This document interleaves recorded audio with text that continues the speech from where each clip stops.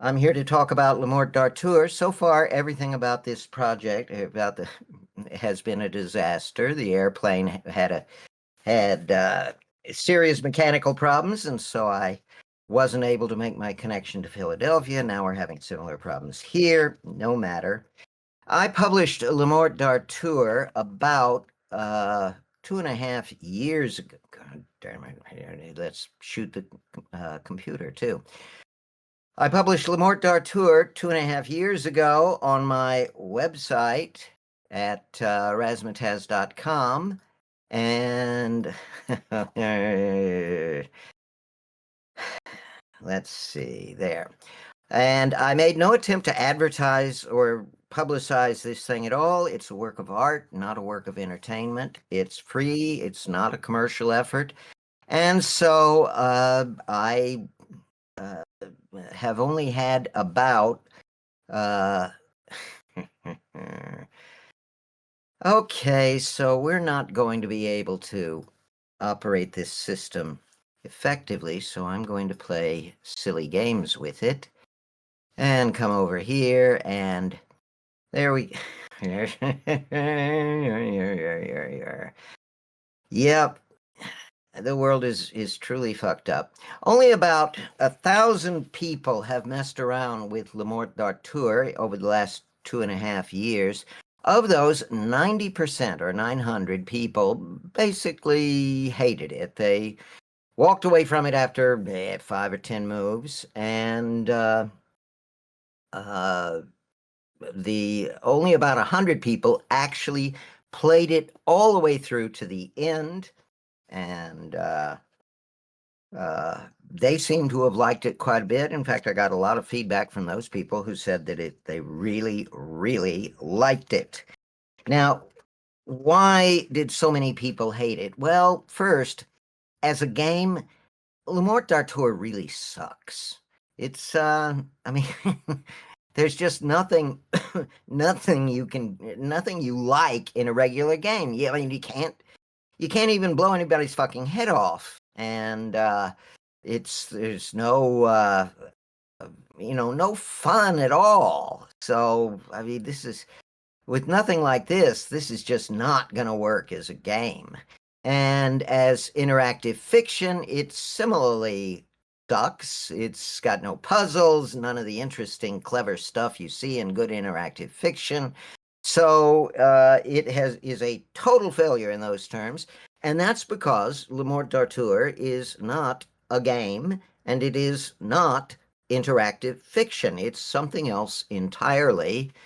And we got a new message, so let's read the message here. Okay, good. Thank you. So I would now like to make a truly grandiloquent claim here. Here we go.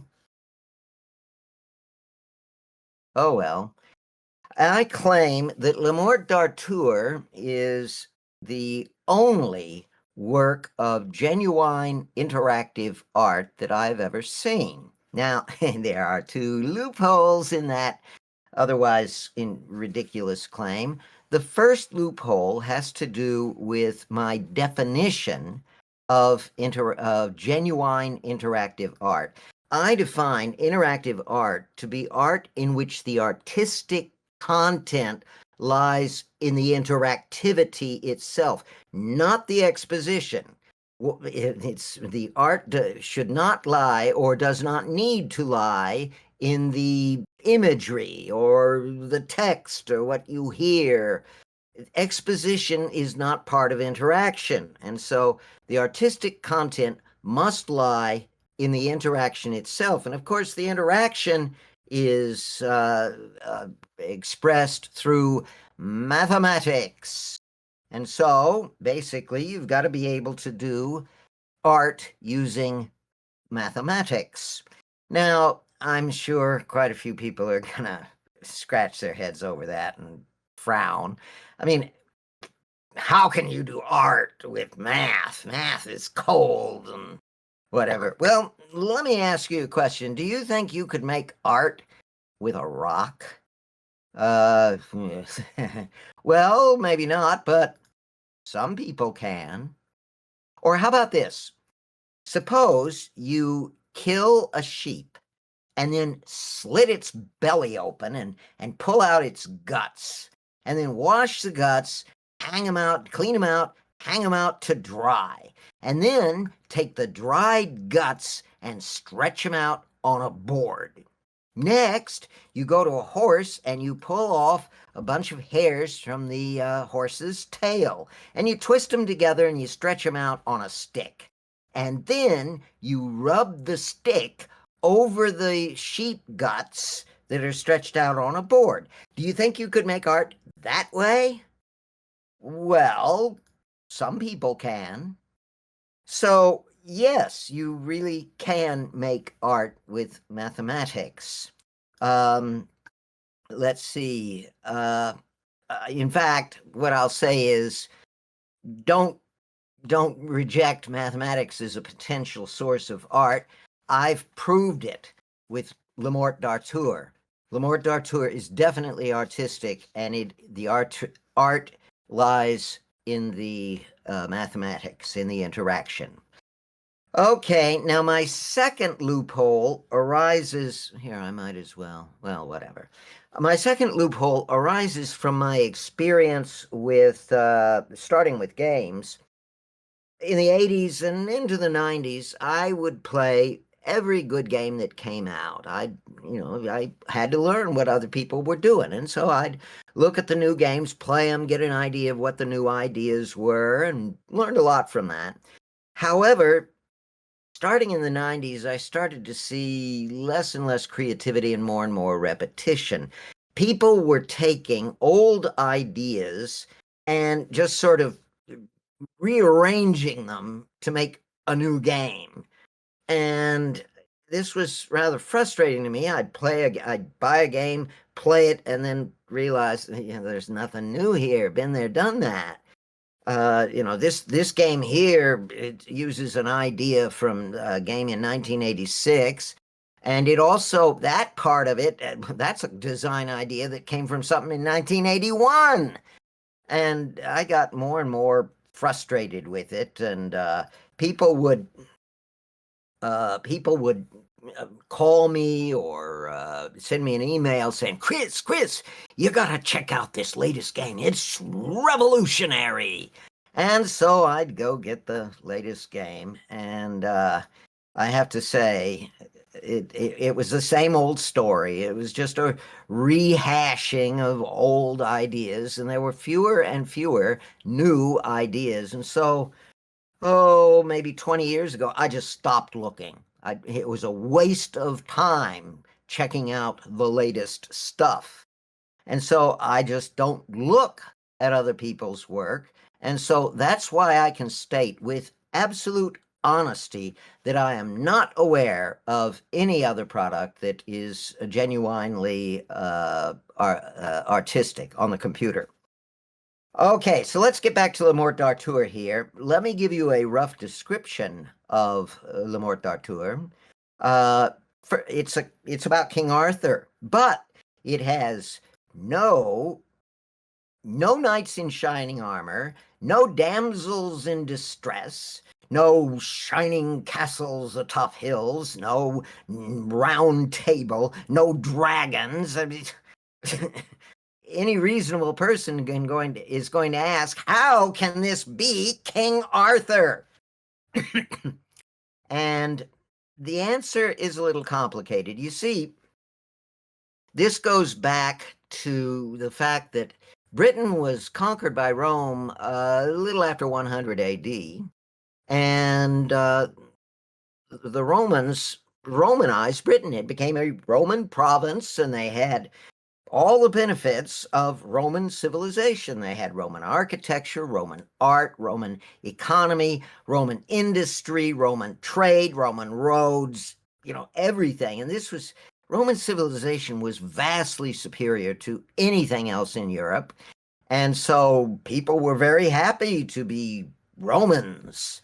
And so a lot of Britons were Romanized. In fact, the civilization as a whole in Britain was a Roman civilization. Unfortunately, The barbarians were also envious of Roman civilization, and so they started to invade. And Rome needed protection, and it just didn't have enough military strength. So in 410 AD, the Emperor of Rome withdrew the last Roman legions from Britain, stripping Britain of any defense at all. Well, this wasn't very good. Almost immediately, the barbarians started coming to Britain to first just to raid. Let's go in, kill some people, steal some gold. But then they realized, hey, this is a pretty good place. We can have nice farms. So they started taking over. This all started in the East, but as time passed, they steadily pushed westward. Along the way, they destroyed Roman civilization in Britain. They burned the towns, killed all the people. There were so many people lost that the economy just plain collapsed. There were no more factories making any of the nice things from Roman technology. The standard of living collapsed in that area. Basically, they regressed to the civilization they had before Rome came, except they didn't know how to do it. After 400 years, they had forgotten. So, Le Morte d'Arthur starts around 500 AD, and Arthur controls the green area. The pink-red area is controlled by the Saxons. You can see how far they have pushed across Britain. That gray zone between them is the empty lands. Those are areas that nobody dares live in because the other side is constantly sending out raiding parties, and you'll get killed. So by one side or the other. So that's the situation Arthur finds himself in. The people themselves are living really wretched lives. When the province was Roman, they lived in stone houses with tile roofs, multiple stories. Now they lived in what were called Celtic roundhouses with thatch roofs that frequently leaked. So it was pretty miserable there, cold, and child mortality was very high. Only about half the children reached their 5th birthday.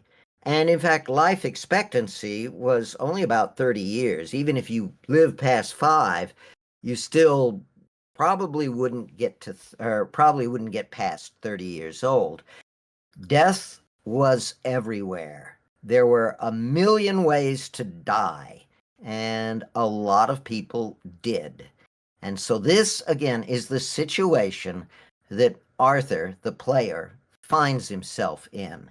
He has to somehow manage people who are being driven into extinction and somehow defend against an increasingly powerful enemy.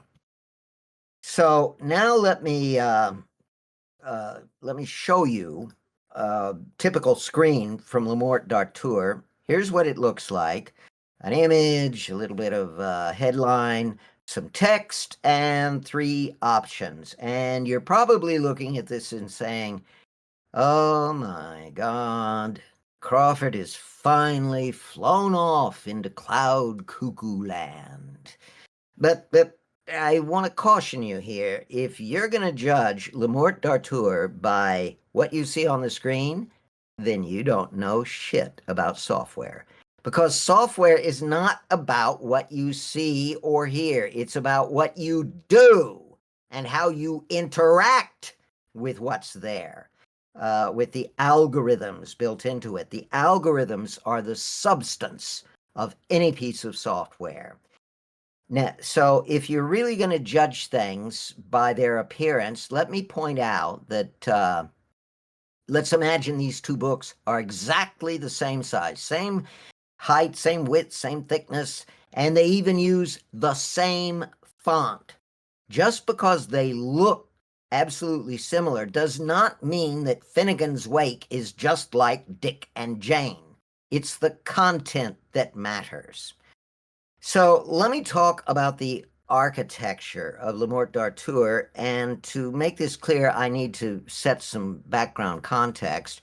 Here's how I diagram a story. In this diagramming system, red circles represent events, and the arrows show the sequentiality between the events. So, in other words, a story is a linear sequence of events.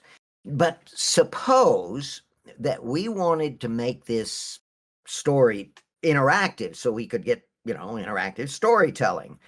Well, interactivity needs choice, which means at any given event, you have to be able to choose between more than one option. And so let's take the absolute simplest case possible and talk about just two options. So we start the story at the top and we've got two options, door A and door B. And that's interactive. But wait a minute, once they make the choice, then what do? Well, we got to give two more options to each of those. And then the next step means two more options to each of those. We're up to 8 options. And if we continue this, we get what's called a geometric explosion. After just 10 turns, you've got 1,000 of these things. Nobody can put together 1,000 of these events, all causally related. It's impossible. Now, one of the ironies of all of this is that the average person starting off with interactive storytelling tries to do this.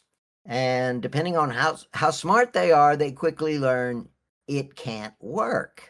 So people have been coming up with hacks for decades now. The first and most obvious hack everybody goes to is something I call feedback. Yeah, you get a choice between two options, but it doesn't matter which choice you make. We're going to fold the action back to the whatever we intended. So it's a fake, it's a fraud. So this just doesn't work. Another approach is to interleave an interactive game with a non-interactive story. So you tell a little bit of the story, and then you go and play the game and shoot some monsters, and then you come back to the story and get some more story. And it's sort of like this. You tell a bit of the story, and then you go play some of the game, and then you tell some more story and play some more game. And if you do it fast enough, why, it's a story game, an interactive story. Yeah, right. That didn't work either. Here's another hack people have come up with. Sure, you get plenty of choices, but if you make the wrong choice, we kill you. This is an old idea. It was first done with a Laserdisc game around 83, I think, which made a lot of money because it was an arcade game, so you had to put in a quarter every time you died. And boy, they got a lot of quarters that way. Now, here is another approach. This one has potential. You take the flow of the story and you route it back to an earlier event. Now, the way it's shown here is too simple to be of any use. Let me show you a much more practical, this is called a directed graph, by the way. Let me show you a practical directed graph.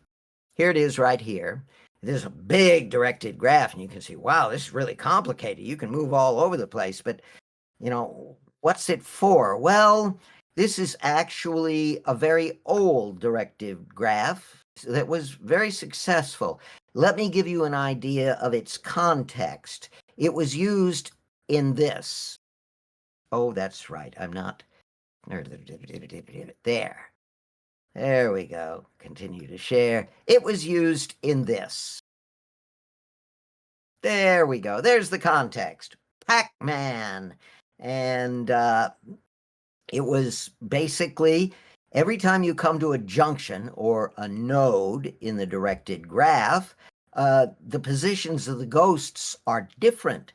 And so the best move to make will be different. When you can come back to the same node over and over and over again, and each time make different decisions because there's a different context.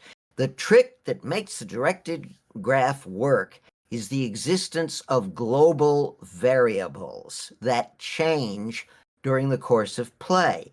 In the case of Pac-Man, the global variables are the positions of the ghosts, whether the dots have been eaten, and then the power dots that reverse the situation. Those global variables, because they are changing, they make each node unique each time you come back to it. So, I'm going to go back to the other display. So that's the way that we can get a system working. And in fact, I spent 30 years developing such a system where the nodes of the directed graph are actually verbs. I had this whole system with you could create your own toy language so that characters could talk to each other in a meaningful way. And every verb could take on a subject, a direct object, various indirect objects, intensifiers, and so forth. And so it was very powerful.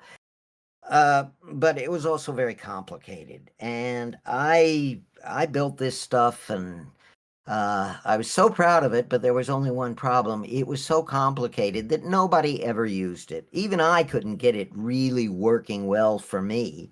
And so basically I wasted 30 years of my life building something that was too complicated. So I think we can conclude from all of this that, after all this time and all the hacks that have been done, this approach to interactive storytelling, the hacked tree, just doesn't work. Now, the next strategy was created by these two guys. Will Crowther was a spelunker. He liked to crawl around in caves and explore them. And he was a grad student in the mid-1970s. He thought it would be fun to write a computer program that would sort of replicate the experience of exploring a cave. And so he built something on his PDP-11, and then it got spread around, and a lot of people loved it. And a year later, Don Woods came along, and he souped it up with a lot of fantasy elements, made it really fun. And the result of their combined efforts was called Colossal Cave Adventure. And it was the beginning of it was the prototype for a completely new genre of software called the text adventure. And the basic architecture of it could be quite big. Here's one of the diagrams of Colossal Cave Adventure. And basically, whereas the elements of a story or an interactive story are events, the elements of Colossal Cave Adventure are locations, positions, and so you move between them by moving. So this led to a gigantic explosion when personal computers came out, because personal computers, wow, you could do this kind of thing easily on a personal computer. And in fact, people very quickly started making editors, development systems that you could use to build a text adventure. A colleague of mine at Atari by the astounding name of Rob Zadibel built one such thing in 1980, and it works great. I built something with it. It was great. So we saw an explosion of text adventures. Chris, I'm so sorry. We lost your slides. Can you try to reactivate them? I'm so sorry to interrupt.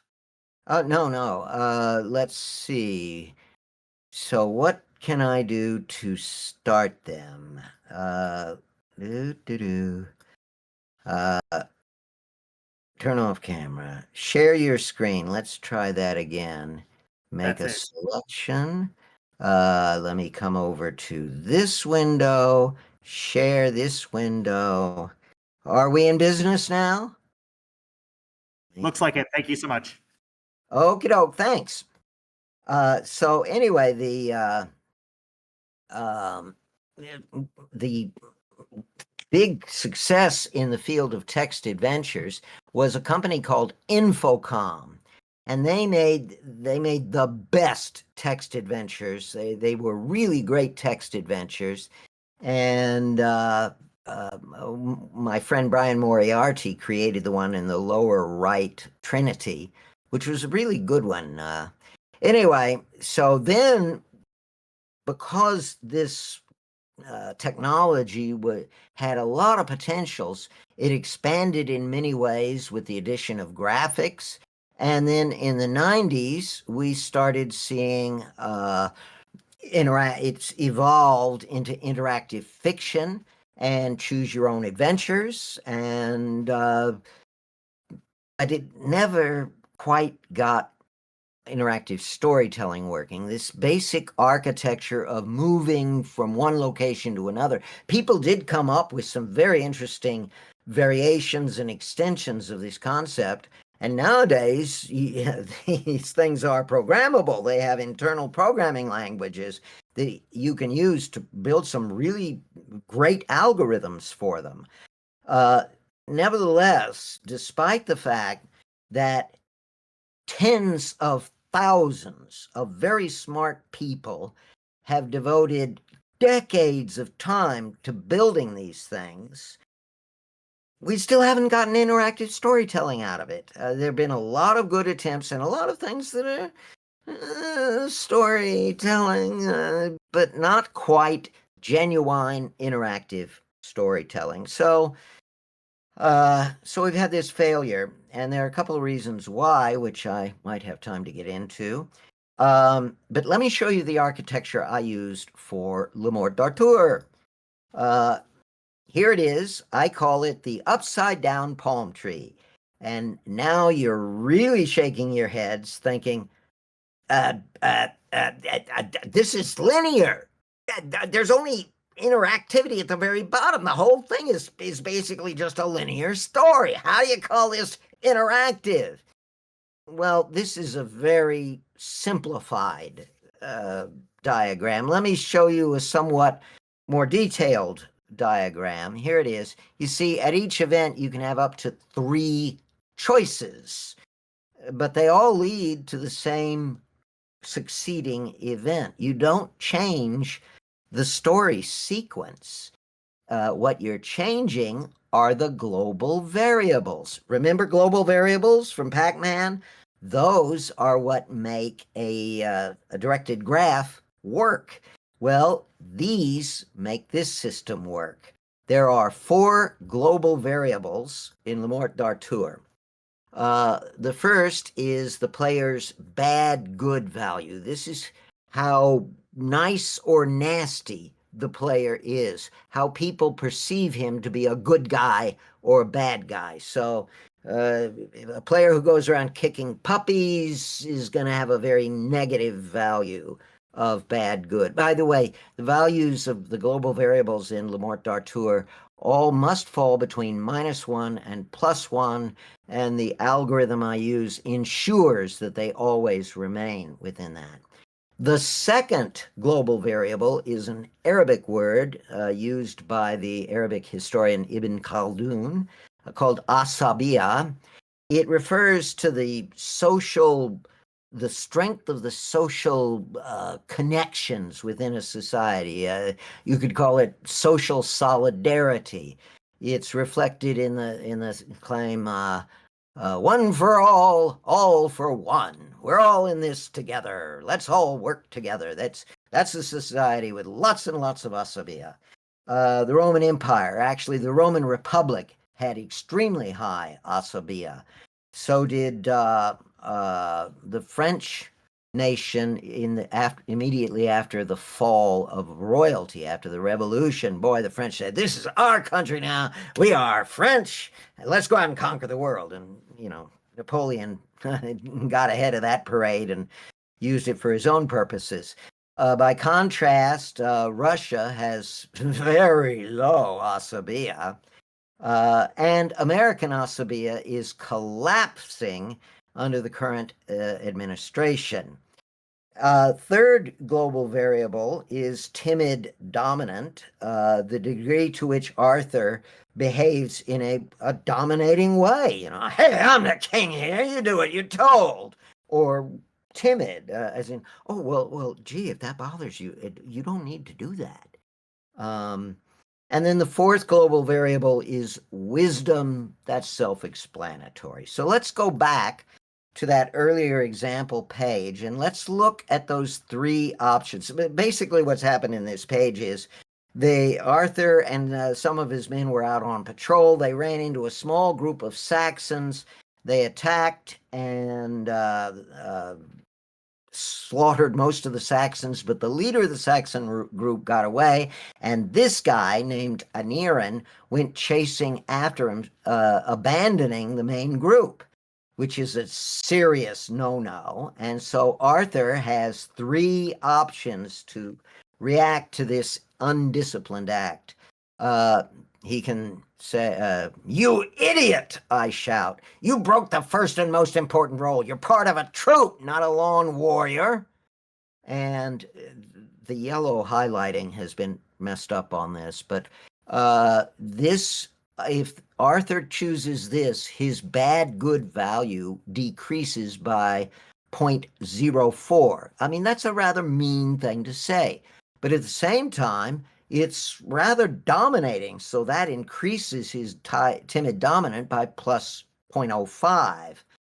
Or he could say, "You betrayed your comrades. Had they been in dire need, you would have not have been there to help them. Go to Camelot now. You do not deserve to remain among the men you betrayed."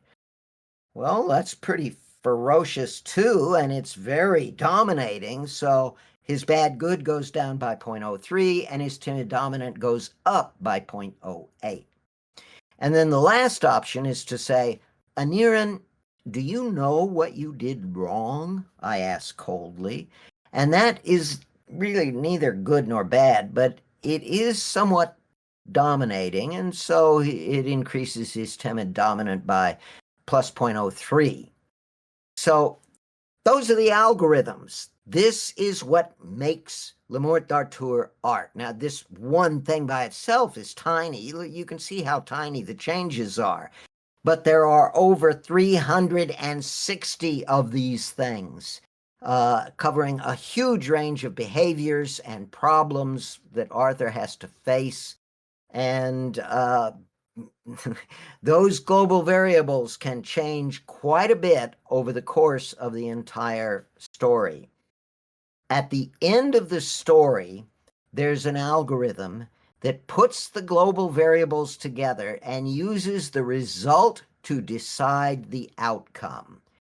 So this is actually not the algorithm used. The real algorithm is kind of complicated. But basically, there are three endings, and the choice between the endings is based on the values of the four global variables. That's how the system works. Oh, there's one other guy here, Merlin. He keeps popping up at the most inopportune times, asking questions, very uncomfortable questions. For example, by the way, Le Morte d'Arthur does have some trees built into it. Here's one of them. These are Socratic dialogues in which Merlin challenges Arthur's wisdom by asking him a series of questions about what he's doing. This one begins with the question, "What makes you worthy?" Now that's, I don't think you'll be asked that question in the latest hot game. It's an interesting philosophical question, and it really penetrates to the meaning of Le Morte d'Arthur. You see, Le Morte d'Arthur is fundamentally about death and its relationship to the meaning of life. There's a lot of death in Le Morte d'Arthur, and Arthur has to cope with all this death, and at the end of the story, his illegitimate son, Mordred, revolts against him, and a lot of his people go over to Mordred's side, and so there is a final battle where Arthur faces Mordred, and he realizes it's quite likely that he will die. And Merlin visits him the night before the battle and asks questions about, well, are you ready to die? And again, there are a lot of tough questions here. So anyway, the Le Morte d'Arthur is about death. I'll just say that. Now, there are a number of objections to this structure, gamers especially. God, a lot of gamers were furious about it.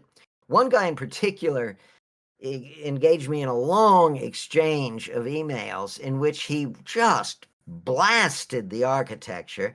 His central complaint was that there's no feedback. I mean, you through the game, you're not getting any feedback telling you whether you're doing a good job or not. You just keep going. Only at the end do you get any feedback, and it's, like you died. And he was furious about this. He said, I couldn't change the way the story developed. I should be able to change the story, right? And well, I'll just say, oh, yes, that's right. I'm sorry. He asked, how can I possibly win if I'm not getting any feedback? And that's one of the underlying flaws here of the audience. You can't win a story. I mean, Hamlet didn't win. Romeo and Juliet didn't win. Huckleberry Finn didn't win. None of the primary characters in a lot of Hemingway's stories, Sun Also Rises, For Whom the Bell Tolls, those guys don't win. In the movie 2001: A Space Odyssey, that guy didn't win either. Stories aren't about winning and losing. They're about characters changing. That's the essence of most stories. So really, that's that thing which most infuriates gamers is just wrong. They come in with the wrong expectations. So there's another far more important objection, though, to it's the notion that you should be able to change the course of the story, and that represents a profound failure to understand the nature of stories. Let me illustrate this with one example. Let's suppose that the year is 1977 and you are actually alive then, and you heard about this great movie called Star Wars, and you decide to go watch this movie. So you go to the theater, you pay your $3. That's how much movie tickets cost back then, $3. And you watch the movie, and it's a great movie. It's fun, and it's exciting, and it's got all the stuff of a great movie, and the visuals are astoundingly good, and boy, you're really enjoying this movie. And you come into the end, and Luke Skywalker is charging down the trench of the Death Star, getting ready to try to blow it up, and Darth Vader is closing in from behind, and Darth Vader's system locks onto him, and Darth Vader says, "I have you now," and the projector breaks. And there's no movie anymore. Uh-oh. You wait, and a minute later, the manager comes out and says, "Oh, we're really sorry, but the projector is broken and we can't fix it, so we're going to have to give you guys a refund." Now, the way we figure it, you saw about 95% of the movie, so we're going to give you a 5% refund, which, so if you go over there, that woman will give you 15 cents. And I ask you, is that fair? I mean, would you say, "Oh, I thank you, that's fair"? Of course not. You'd be furious. I didn't get to see the ending. Without the ending, the story doesn't make any sense. And that's the big idea.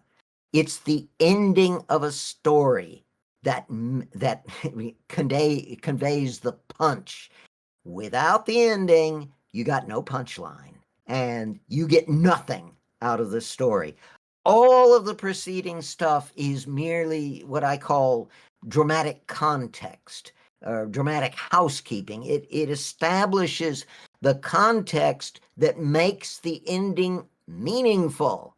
And so, I mean, let's go back to that Star Wars movie. Remember the scene in the cantina where the bully tries to pick a fight with Luke? And then Obi-Wan intervenes and says, this little one is not worth your time. Here, let me get you something. And the bully gets mad and reaches for his gun, and Obi-Wan pulls out his lightsaber and slices off the guy's arm. But what if the bully had said, oh, gee, thank you, and no more bullying? That could have happened, and it wouldn't have changed the ending at all, would it? I mean, you could have replaced it with a completely different scene without changing the ending. Or how about this scene where they've been sucked into the Death Star, but they've managed to find a hiding place in one of the command rooms, control rooms, and they're sitting there waiting for Obi-Wan to come back, and R2-D2 discovers that Princess Leia is being held prisoner on the Death Star, and she's scheduled for execution. And Luke Skywalker says, hey, we gotta go rescue her. Han Solo, being sane, says, are you crazy? We're in a deep enough hole as it is. We don't need to dig it any deeper. And they argue. In the movie, Luke wins the argument and they try to rescue Leia. But what if Han had won the argument? What if Luke said, you know, you're right, it's more important to get the plans to the rebellion, so okay, let's leave her to her fate. And they leave the Death Star and Princess Leia is executed. They could have done that, and it wouldn't have changed the outcome of the movie. You'd still get Luke blowing up the Death Star. So that scene wasn't really that important. In fact, almost everything that happens in the movie could be replaced with something else, except the ending. The ending is what matters. And so this is really the crisis of the movie and its real meaning. I hope you can hear it. There we go. Come on.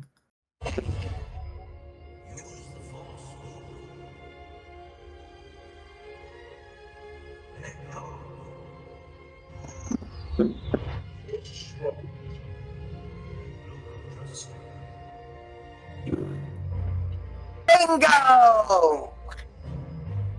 That's it. You switched off your targeting computer. What's wrong? I'm all right.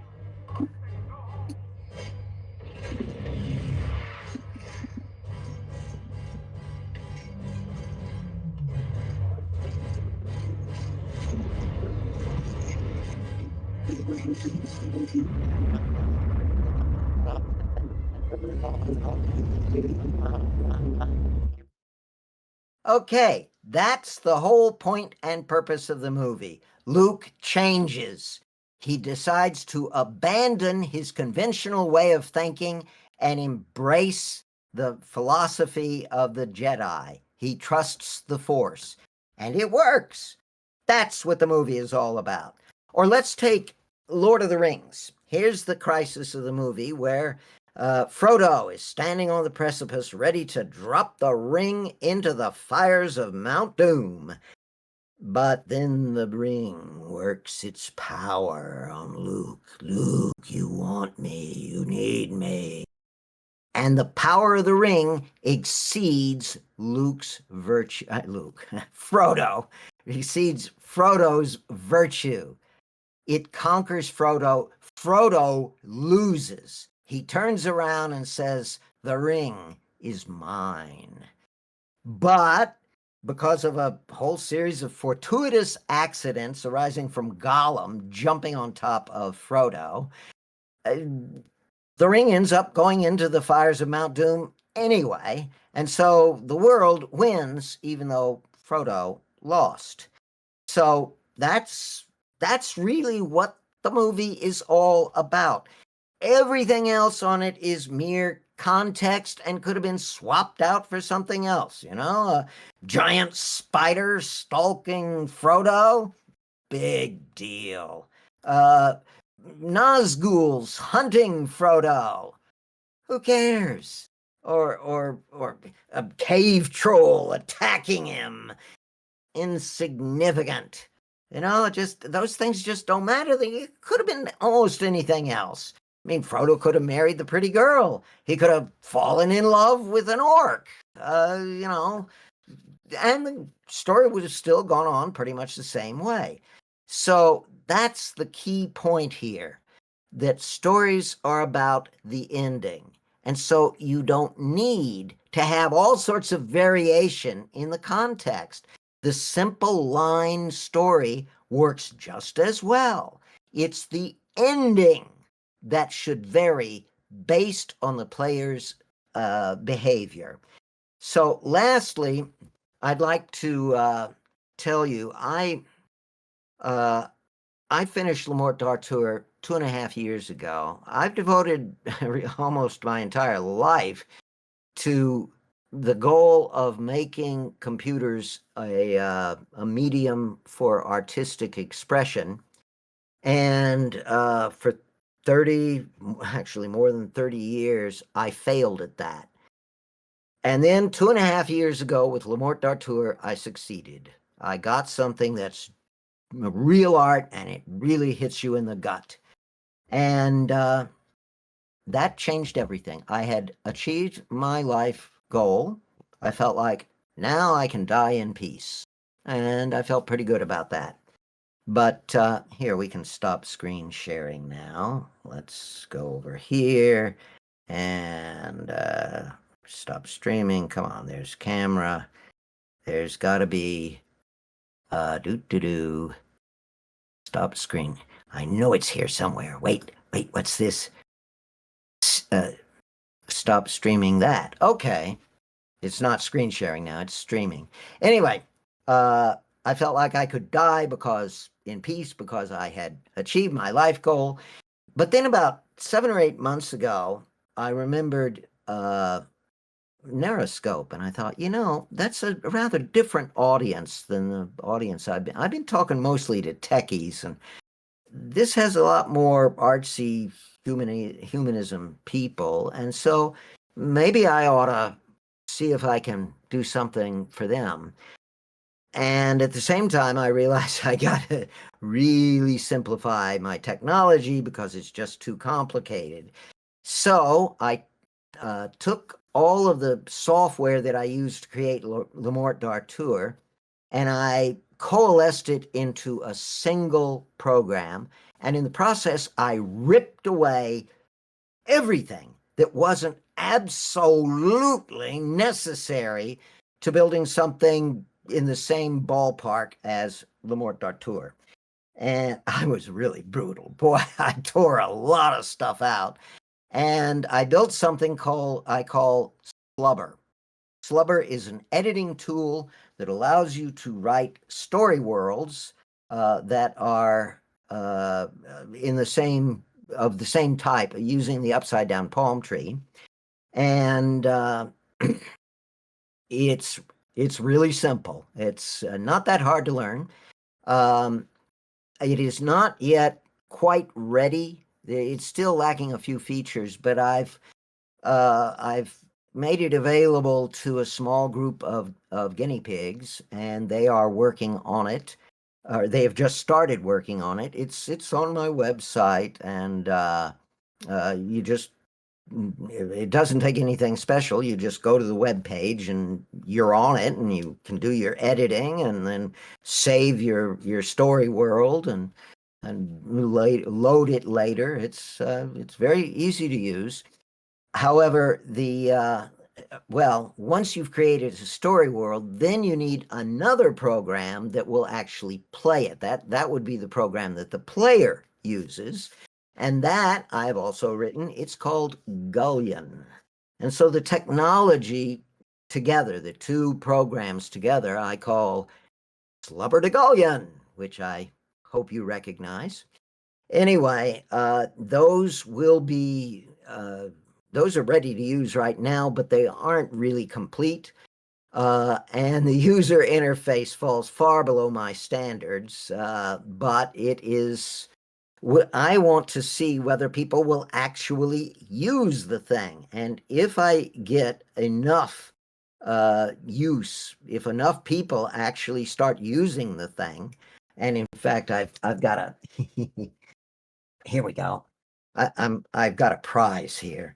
I've told people that the first 5 people who send me respectable story worlds will get as a reward one of my special hats with a propeller on top, and the hat says people, not things, because that is the slogan that I have been using with respect to entertainment software. All the games and all this stuff are about things, and you maneuver them and move them and pick them up and drop them and use them and all of that stuff. And art is about people, and we need products that are about people. So anyway, that's the idea. You can, if you really want to get involved in this right now, you can contact me through the Interactive Fiction Technology Group Discord. Send me a private message, whatever. Find my email address, which you can get on my website. Send me an email, whatever. Oh God, I'm a minute over time. Well, I'm done. Thank you. And unless the organizers want to break the rules, there won't be any question and answer. So I'm turning it over to whoever's in power here. Good luck. Hi, yes, thanks so much, Chris. We really appreciate it. For anybody that wants to continue the conversation, please go to the Discord. There's a dedicated channel for today's talk. You can obviously go there. And thank you so much, Chris. We really appreciate it. Okay, very good. Thank you.